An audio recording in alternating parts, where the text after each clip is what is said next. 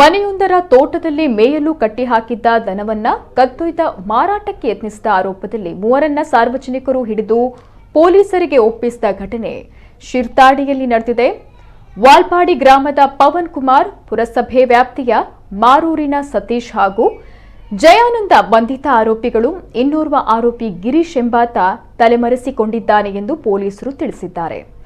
ವಾಲ್ಪಾಡಿ ಗ್ರಾಮ ಪಂಚಾಯತ್ ವ್ಯಾಪ್ತಿಯ ಅಳಿಯೂರಿನ ಗಣೇಶ್ ಎಂಬುವರ ಮನೆಯ ತೋಟದಲ್ಲಿ 3 ದಿನಗಳ ಹಿಂದೆ ಮೇಯಲು ಕಟ್ಟಿದ್ದ ದನ ಕಳುವಾಗಿತ್ತು.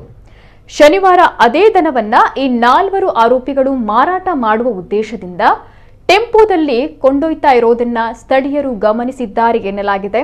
ಈ ಹಿನ್ನೆಲೆ ಶಿರ್ತಾಡಿ ಸೇತುವೆಯ ಬಳಿ ಟೆಂಪೋವನ್ನ ತಡೆದು ನಿಲ್ಲಿಸಿದ ಸಾರ್ವಜನಿಕರು ವಿಚಾರಿಸಿದಾಗ ಆರೋಪಿಗಳು ಸುಳ್ಳು ಮಾಹಿತಿಯನ್ನ ನೀಡಿದ್ದಾರೆ. ಈ ವೇಳೆ ಅಳಿಯೂರಿನ ಗಣೇಶ್ ಸ್ಥಳಕ್ಕಾಗಮಿಸಿ ಅದು ತಮ್ಮ ಮನೆಯ ಹಸುವೆಂದು ಖಚಿತಪಡಿಸಿದ್ರು. ಬಳಿಕ ಸಾರ್ವಜನಿಕರು ಆರೋಪಿಗಳ ಪೈಕಿ 3ರನ್ನ ಹಿಡಿದು ಪೊಲೀಸರಿಗೆ ಒಪ್ಪಿಸಿದ್ದಾರೆ.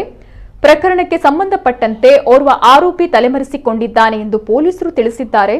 ಸದ್ಯ ಮೂಡುಬಿದಿರೆ ಪೊಲೀಸ್ ಠಾಣೆಯಲ್ಲಿ ಈ ಬಗ್ಗೆ ಪ್ರಕರಣ ದಾಖಲಾಗಿದೆ.